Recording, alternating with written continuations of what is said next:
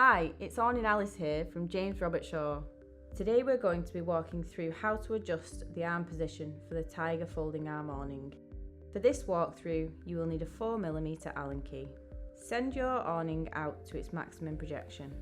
On the inside of the back arm connector, you'll find a small grub screw. Use the 4mm Allen key to loosen this screw.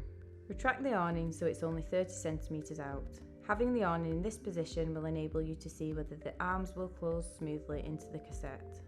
On the underside of the back arm connector, you'll find a hexagonal cutout in the pin. Insert your Allen key into the hexagonal cutout. Turning the pin clockwise or anti-clockwise with your 4mm Allen key will adjust the arm position.